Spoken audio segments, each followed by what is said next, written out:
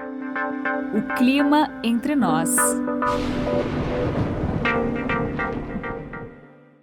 Olá, bem-vindo ao podcast O Clima Entre Nós. O episódio de hoje será diferente. Vou passar para vocês algumas notícias sobre pesquisas de opinião e estudos científicos relacionados com mudanças climáticas e aquecimento global que foram divulgados recentemente na imprensa nacional e internacional.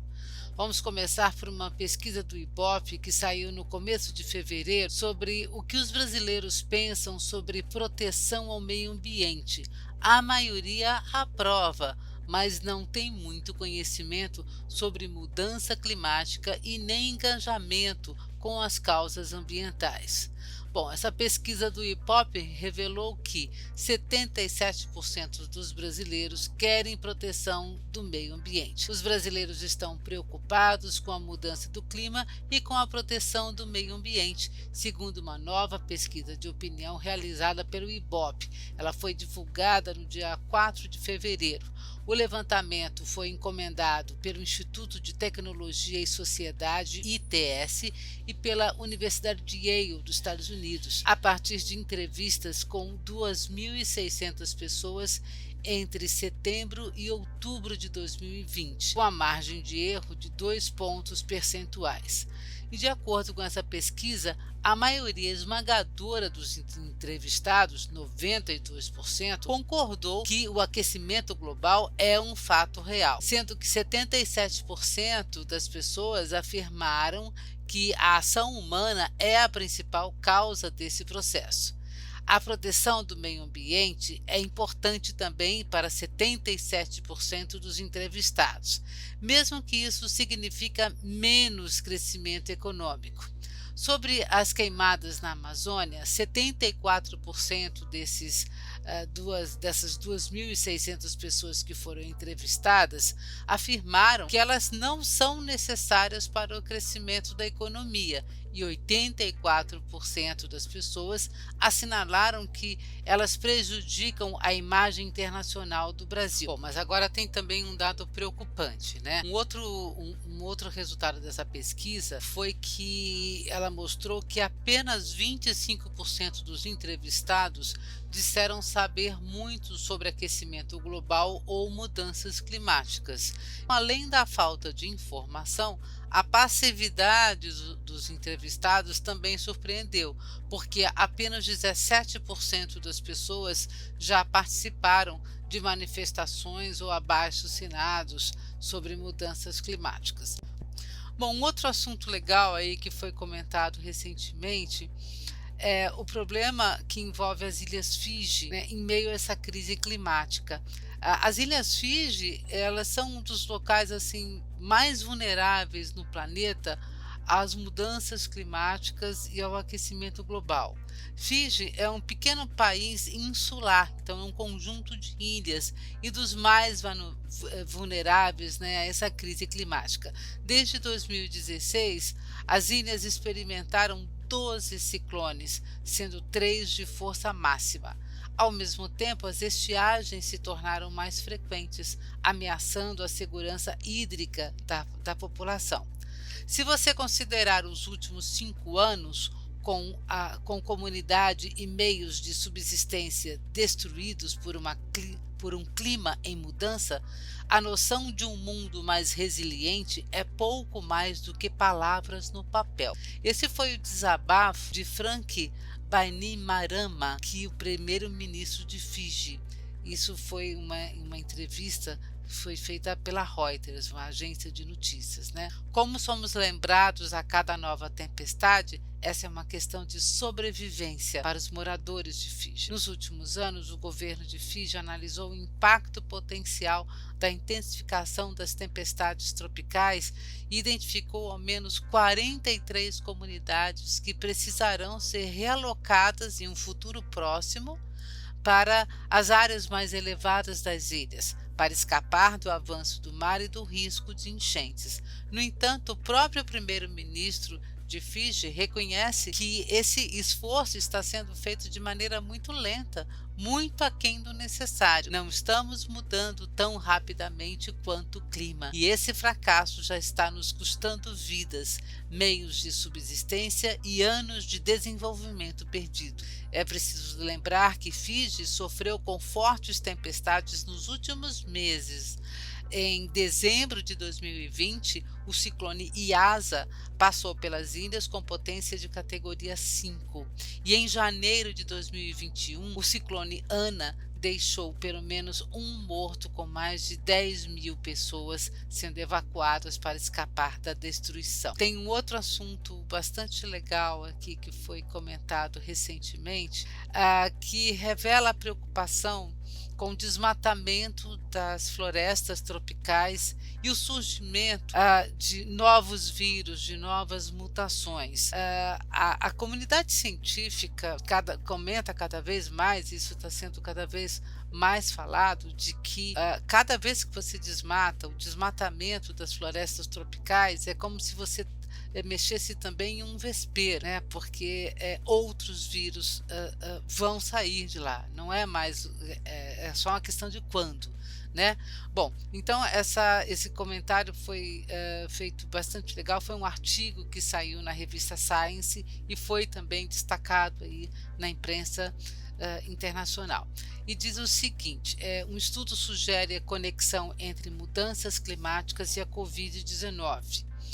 É quase certo que o SARS-CoV-2, o representante da família dos coronavírus responsável pela pandemia da Covid-19, apareceu nos morcegos das matas da China. Um trabalho cuidadoso que saiu agora há pouco, né, mostrou que a combinação da mudança do clima com a expansão chinesa reduziu a área de matas da grande família dos morcegos e favoreceu, então, o surgimento de múltiplas variantes do coronavírus. Uma delas, a SARS-CoV-2, já matou mais de 6 milhões de humanos e trancou parte da humanidade dentro de casa por mais de um ano. É o que nós vivemos durante o ano de 2020, isolamento social para poder conter a disseminação justamente do vírus que causa a Covid-19.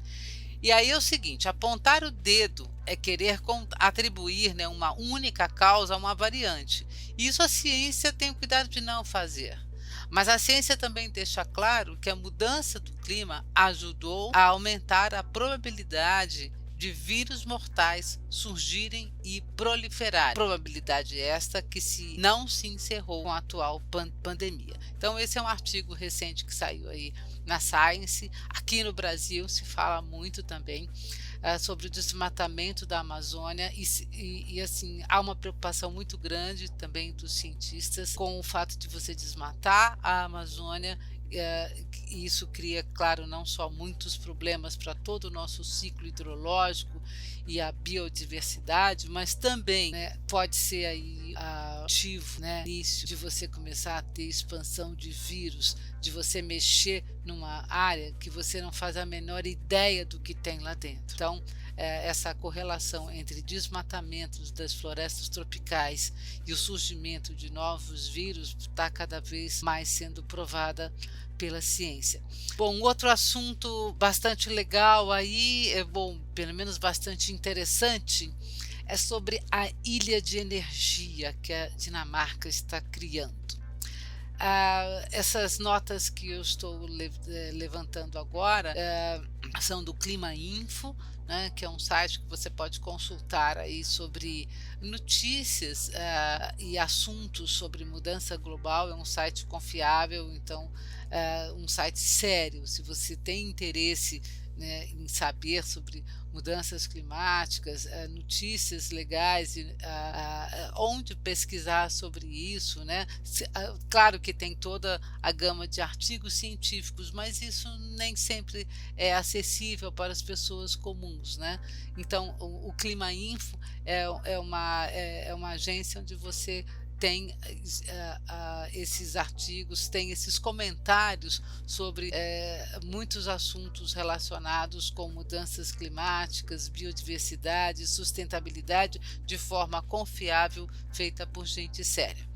Bom, então um dos comentários recentes aí do Clima Info foi o seguinte: a Dinamarca apresenta plano para a construção da primeira ilha de energia do mundo no Mar do Norte. Então, o que é isso? Então, vamos lá.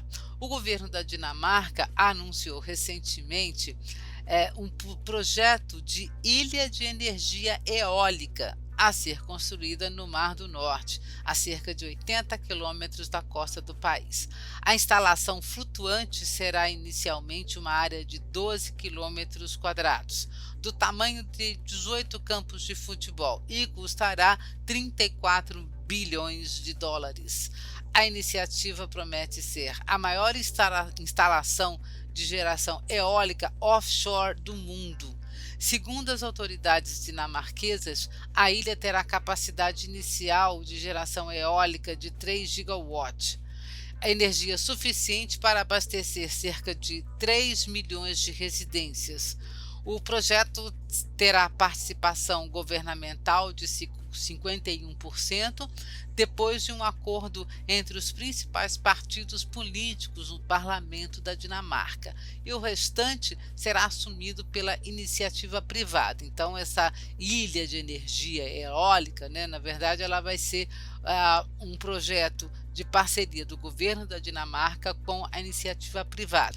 E a ilha de energia do Mar do Norte ela será complementada por outra instalação offshore que está sendo construída na ilha de Bornholm, no Báltico. Após a conclusão de ambas, estimada para o começo da próxima década, a capacidade de geração eólica da Dinamarca deve crescer quase 10 vezes, passando de 1,7 gigawatts atuais para 12 gigawatts. Outra nota interessante que saiu agora recentemente, falando sobre um estudo que aponta a queda das emissões de CFC. O CFC 11, gente, é o Freon 11, é um gás que interfere na camada de ozônio.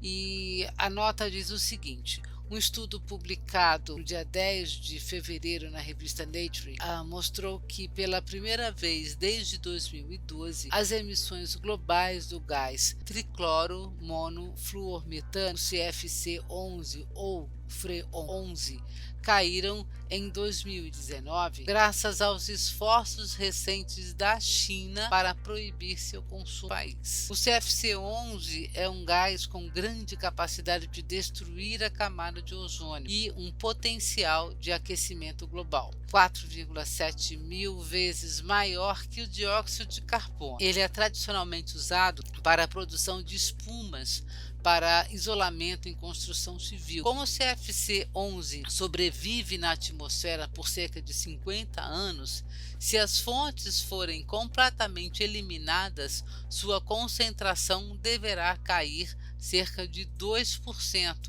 ao ano. No entanto, a taxa real é mais lenta, devido às emissões contínuas desse produto por sistemas de refrigeração antigos e de espuma isolante usadas e descartadas. Sob o Protocolo de Montreal, que regula e proíbe o uso de gases que ameaçam a camada de ozônio, o uso de gases da família dos CFCs está proibido globalmente desde 2010. Entre 2002 e 2012, as emissões de CFC-11 caíram cerca de 0,85% ao ano, mas esta taxa diminuiu pela metade, passou para 0,4% a partir de 2013, impulsionada pelo uso ilegal da substância em países como China e Índia. Segundo o estudo, no final de 2019, as concentrações de CFC-11 estavam caindo cerca de 1% ao ano, o ritmo mais rápido já registrado. E essa foi uma matéria, um estudo que foi bastante comentado aí em vários locais da imprensa internacional. Bom, e para a gente encerrar, uma nota que veio pela agência Página 1 Comunicação, e é um dado alarmante. Massa dos objetos construídos pelo homem supera a biomassa viva. Essa é uma matéria que você vai encontrar também no site da Climatempo, tá? Então, se você for lá na página de notícias falando sobre sustentabilidade, meio ambiente, você vai encontrar essa matéria. E é um dado realmente impressionante. Olha lá, pela primeira vez, a massa de objetos criados pelo homem supera a biomassa viva. Um estudo publicado na Nature aponta que a massa antropogênica dobra a cada 20 anos. Ruínas, carcaças de carro e até mesmo lixo do dia a dia compõem o total de objetos construídos ao longo da história da humanidade, quantia que no final de 2020 superou pela primeira vez a soma da massa de tudo que é natural na Terra. Esta foi a conclusão de um estudo liderado por pesquisadores israelenses que foi publicado na revista científica Nature. A massa antropogênica, aquela com interferência humana, ultrapassou a marca de 1,1 trilhão de toneladas em 2020 e no último século vem dobrando de tamanho a cada 20 anos.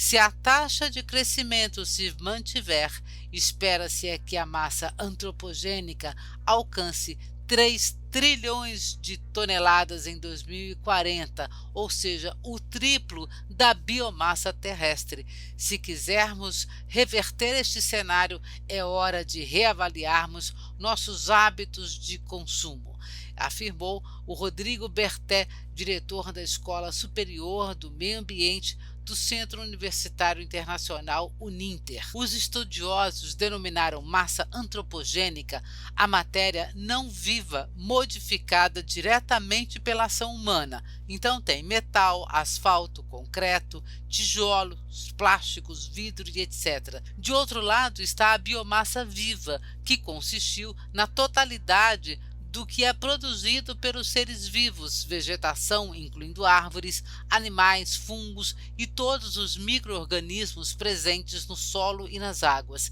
Em ambos os grupos, os pesquisadores optaram em utilizar como base o peso seco, eliminando a presença da água. Berté comenta que estes números podem ser argumentos para alguns estudiosos defenderem que já estamos em uma nova era geológica, a Antropoceno. Há alguns anos, cientistas já vêm afirmando que no futuro, quando forem analisar as camadas de gelo e de rocha, vão achar marcas dos séculos 20 e 21. A era do homem será marcada pelo aparecimento de materiais que simplesmente não existiam na Terra antes, como concreto e alumínio em forma metálica pura, explica Berté. Bom, o Clima Entre Nós fica por aqui. Eu espero que você tenha tido aí uma escuta agradável. É uma nova forma de passar informações para vocês e você pode entrar em contato com o Clima Entre Nós, você pode dar as suas sugestões e comentários através do e-mail podcast@climatempo.com.br. Muito obrigada pela sua escuta e até a próxima.